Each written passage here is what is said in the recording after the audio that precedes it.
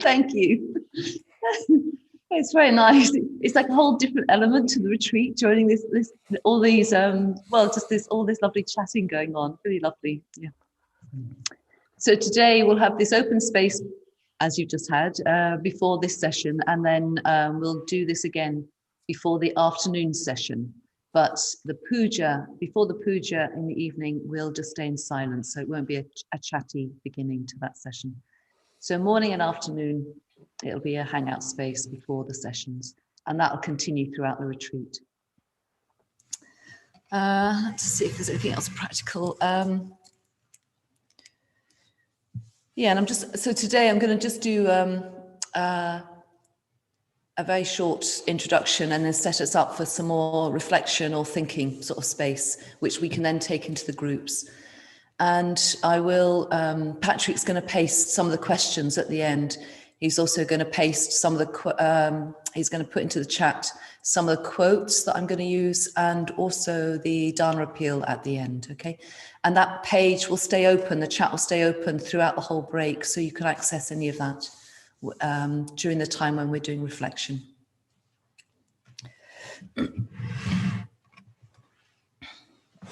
Okay, so then today the session's on this boundarylessness, or kind of quality of freedom. And I began to explore for myself this morning, you know, what is the difference between freedom and being without boundaries? It might be the same thing, but it's interesting. I think it takes us somewhere slightly different in our minds. So that could be an open question for you. For you, where does the idea of freedom take you, and where does the idea of being without boundaries take you in terms of your own imagination or your own way of practicing? But I think of freedom as being like a free quality of movement or spaciousness. And it's like an ability to be creative and not reactive. It's not limited by conditions of views or our conditioning, some of our conditioning. And often we experience the lack of freedom in our choices. So I think sometimes we think of freedom as particularly around the choices that we're making. Am I free to choose this or that? Yeah. Am I free to go there rather than here? Whatever. We've got ideas about what freedom looks like. But really, in terms of Buddhism, it's to do with being creative rather than reactive. Having our ability to be, well, let's put it differently, so untethered, you know, untied from self-clinging and the kind of release that gives us. We probably know that actually when we've got a friend who's struggling with somebody, maybe a mutual friend, and you can see their reactivity. The two of them are ricocheting between each other, and you don't understand it because you feel quite free to be able to say what you want, to help one or help the other, be supportive or be a bit challenging. There's a quality of freedom there because yourself, your sort of self-clinging is not being triggered. And so we have a little idea, we do have ideas about what that quality feels like. And then this boundarylessness or limitlessness quality. Well, what does that look like? Yeah, so for me, it feels, there's no limits there. And there's not a limit that I've created. I think this is what's interesting. Like sometimes with boundaries, we think we've got an idea we're creating boundaries. And sometimes we use that, don't we, in psychology, which is helpful. That, you know, you need to create boundaries between you and a situation or between you and somebody else. And of course, that's true. And at the same time, on a kind of, kind of wisdom level, there are no boundaries between us.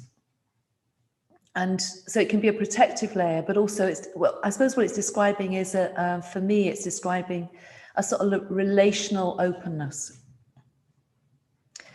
I think because the boundaries that we experience are often in regard to other people.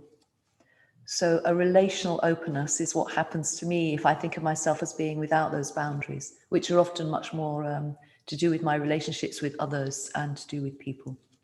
I mean, you know that very quickly, don't you? You're in the kitchen with somebody or you bump into somebody and in the street, and you know whether you're you know whether there's an openness to that, to meeting that person, or whether there's more of a kind of closed, slightly turning away, sort of separation between the two of you.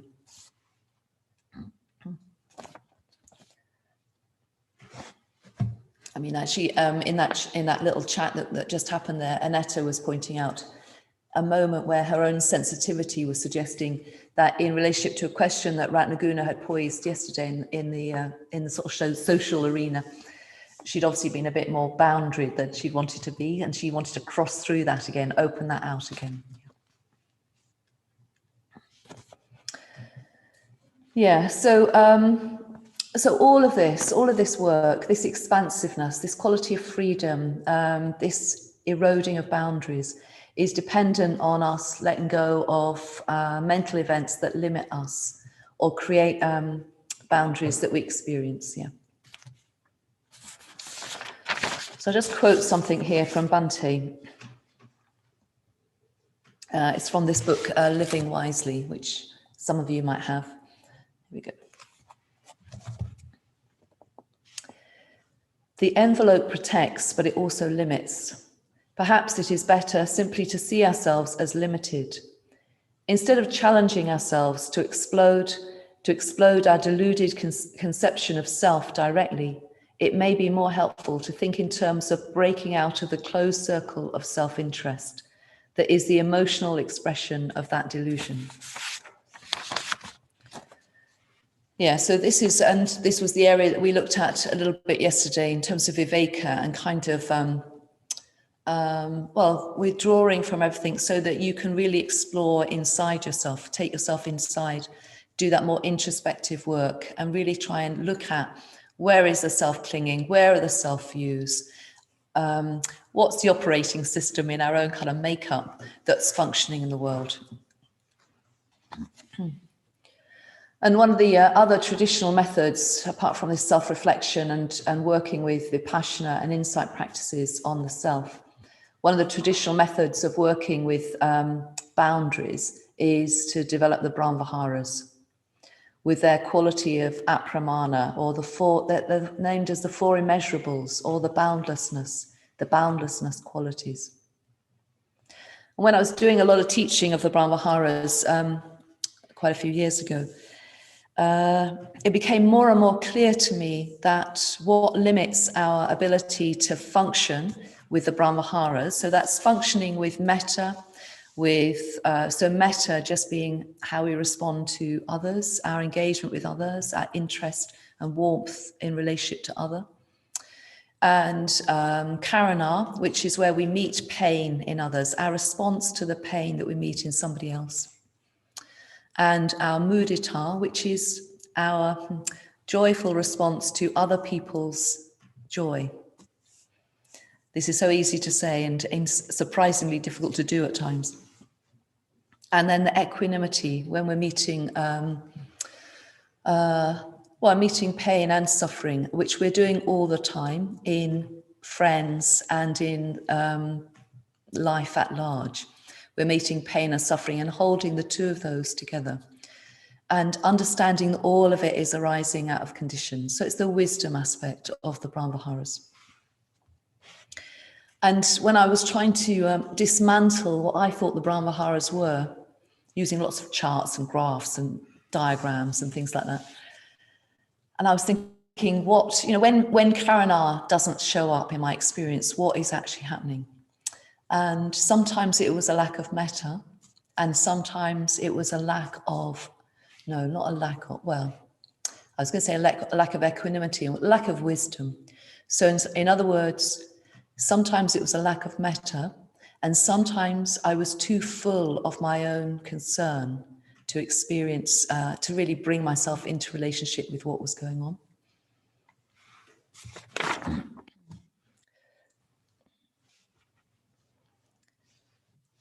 Yes, I think the whole vision and ideals of the Brahmaviharas are very challenging. They're also very, informative in terms of a kind of array of emotional life that we could experience. And it's great when a certain practice, like the Brahmaviharas, shows up the limitedness of our experience, or the limited responses that we have. When I was teaching all of this, I had a reflection which went back a long time to when I was a 19-year-old woman at art school. I was at art school in Canterbury for the first year, and I had a very good friend. So this is a rather dramatic example of something, but anyway, just bear with me. I had a very good friend, and one day we came into the studio, and the courses at art school are very small, and so there was probably only about 25, 30 of us in that course, in that foundation course. And we got to know each other all very, very well over that year. And she came in one morning, she looked very tired, and she said to me, during the tea break, could we meet up? It's something I want to say to you. And I said, oh yes, okay. But in my heart of hearts, as they say, I was full of dread, because I thought, she's going to say to me, I'm really irritating. She doesn't want to be my friend. It was like all the conditioning from previous playground events sort of arose in my mind that I didn't even know I had. I suppose there's that sense of rejection. And this is what I went into that conversation carrying. And we went to an empty studio, and we sat, I remember sitting possibly on 2 desks together. And she said to me, last night, walking home late, I was attacked, and I've spent the night in a police cell being interviewed. And I cried. And I always knew that I was doing something wrong, but I was getting away with it. And what was happening was I cried because I was relieved that she wasn't telling me she didn't want to be my friend, and it wasn't a rejection.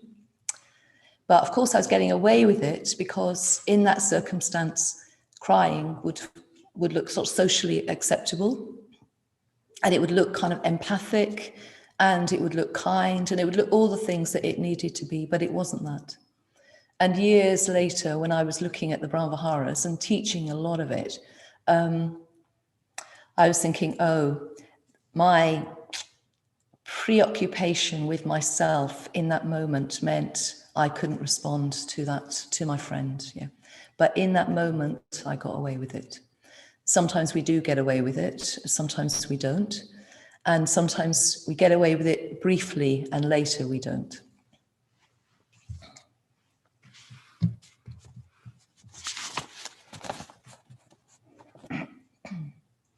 Maybe I should just say, just to finish that story, the person was eventually caught and taken to court and jailed, a young man himself, and nobody would have wanted that. And years later, maybe I didn't see her, she's now a TV designer, and I didn't see her for another 25 years, probably, after all of that happened. And eventually I logged on the internet, as you can, and she had a very unusual name. She was half Polish. And she happened to be staying in the middle of London. And when I went to the LBC once, I was staying quite close to her house, and I went round and saw her, and I said all of this. And she talked about what that incident was like for herself. And in that era, you were attacked, you went to the station, you were interviewed harshly, and then nobody ever mentioned it again. That's what was happening then. And we talked about that.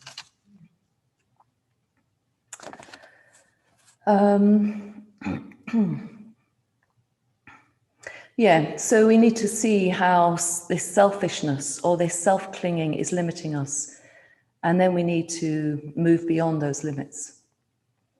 So this is the boundaryless quality. And this naturally will happen the less self-clinging we're doing in any moment. I mean, this is what Peter Harvey was bringing out in his essay. I meant to bring that quote here, and I haven't done, about, the more we can practice like being on an island and there being kind of nothing to it, the more we don't have boundaries, and we can just respond to the world with that sort of openness.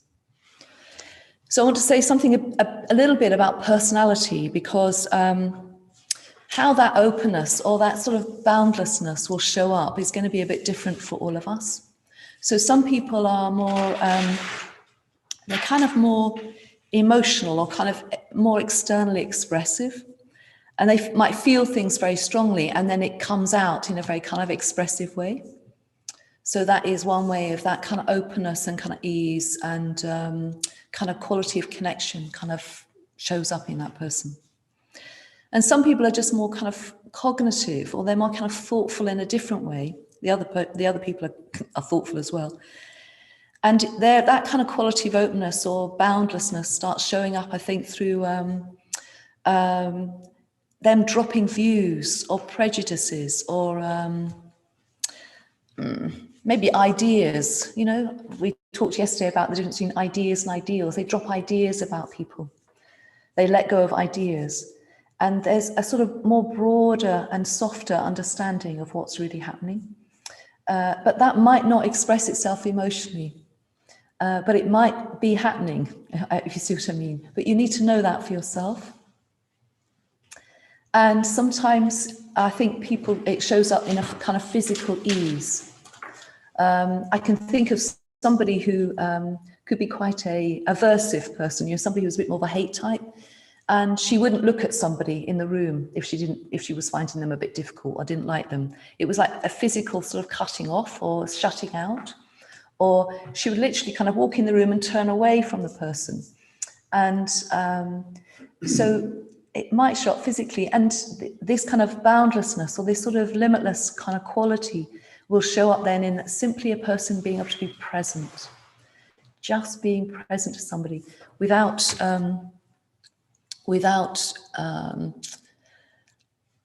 what would be the word?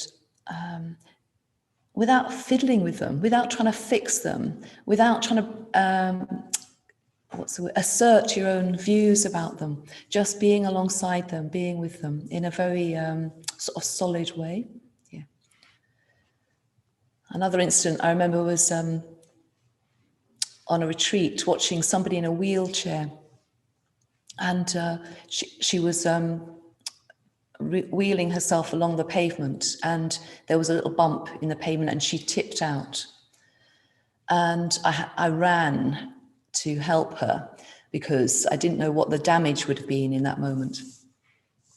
And I said, no, don't move at the moment. Let me just sort this out and let me just think about this. And then we moved very slowly and I got her back into the wheelchair.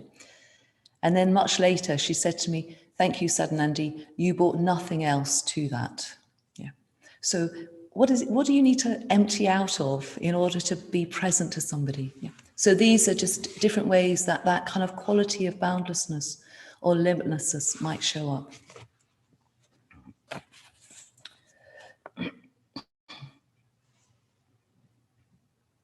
Yeah, tomorrow we're talking a bit about spiritual community, so I might go into personality and character a bit more there, just depending on where we go with it. Yeah, so Brahmaviharas is a group of practices that will help us develop a greater freedom or a greater capacity to be with experience without the usual boundary of self-clinging. So Bhante, again, in this book, Living Wisely, says, the ego is the contraction of one's being around a delusion, and non-ego is the expansion of one's being. But this expansion is not just inflation, it is a mode of action that does not feed or reinforce that delusion. Beautiful, I love this line. It is a mode of action that does not feed or reinforce that delusion. So that delusion being of a self, or that contraction around self-clinging. And it might be a very interesting reflection as we move around the next few days, just noticing how certain actions reinforce the delusion or do not. Yeah. Even when you're totally on your own, you will be reinforcing that delusion. Amazingly, you can't actually believe that could be possible, but I assure you, from my own experience, it is possible all the time.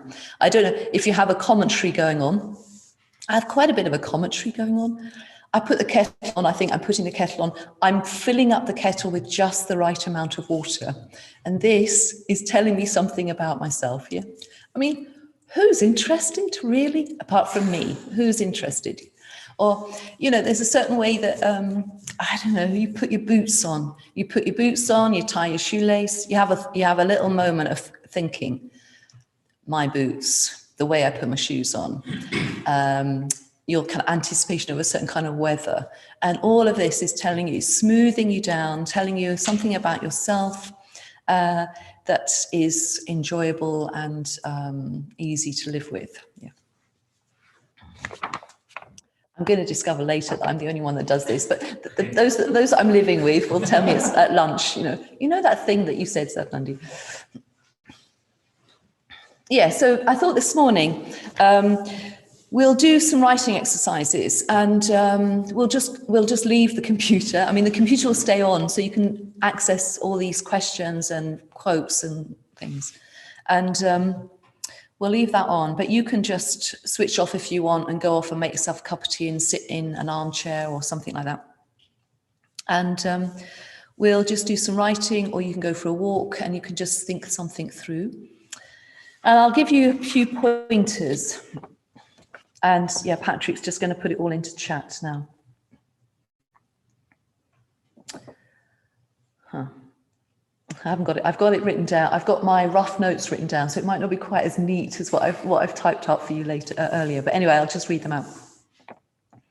So you could take a particular question or topic from our previous presentations and explore for yourself what it means. What's that particular question, or what that particular aspect of the presentation actually means. Maybe it's something that's a bit of a loose end for you, like you never got around to discussing it in the group.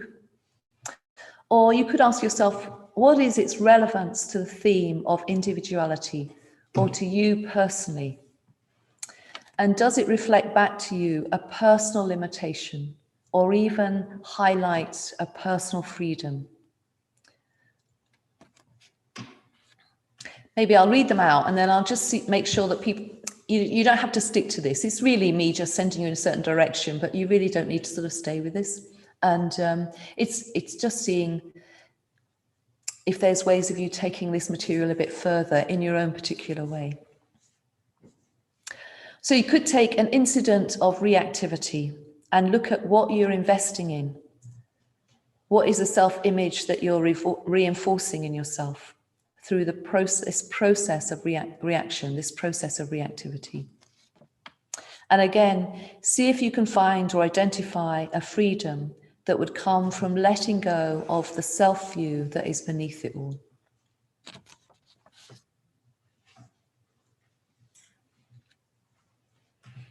I mean, this might be of something that's painful and negative, or it might actually be something that you find quite comfortable, like, you know, me thinking about, you know, filling up the kettle and having this commentary going on, like, oh yes, I'm filling up the kettle and I'm only filling it this amount of water because I'm so good, because I'm trying to cut down on the electricity. Just noticing for yourself there in that moment, what view of myself am I reinforcing?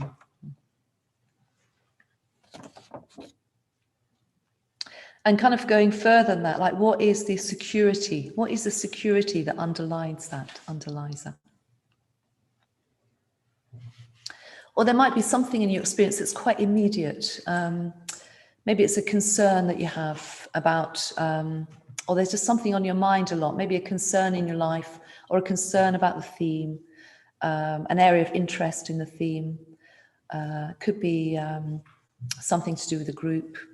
Just there's something playing on your mind, and just explore it. What is the liberation or the boundlessness of it all? And what is the challenge?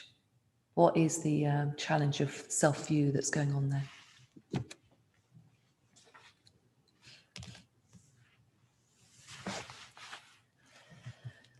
I think that's all I wanted to say this morning. I'm just seeing if anything else. Just looking around at everyone else here. Anything kind of occur to you guys right now that I could bring out or say a bit more of? No. Is there any? Has anybody got any kind of questions or anything about what we might do for the next, like, say, 40 minutes? Just put some sort of signal up in your, your square.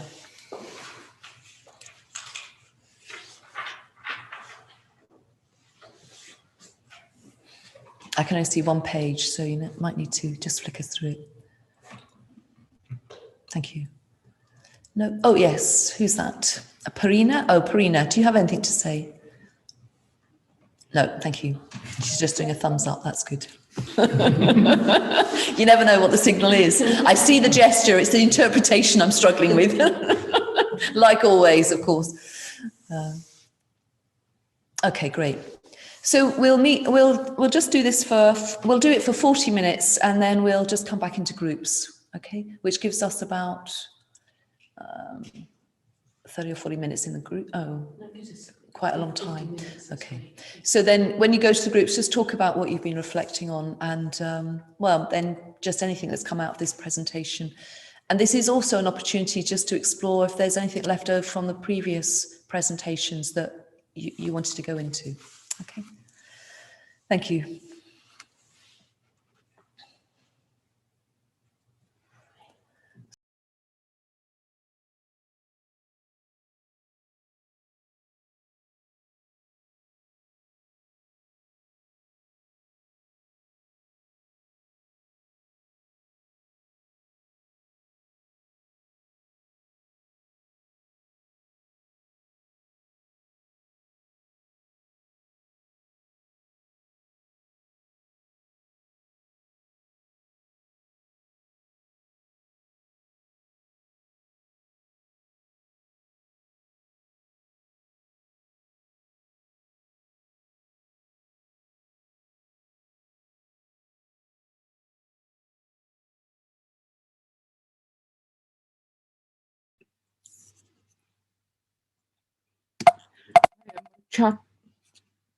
My chat has disappeared.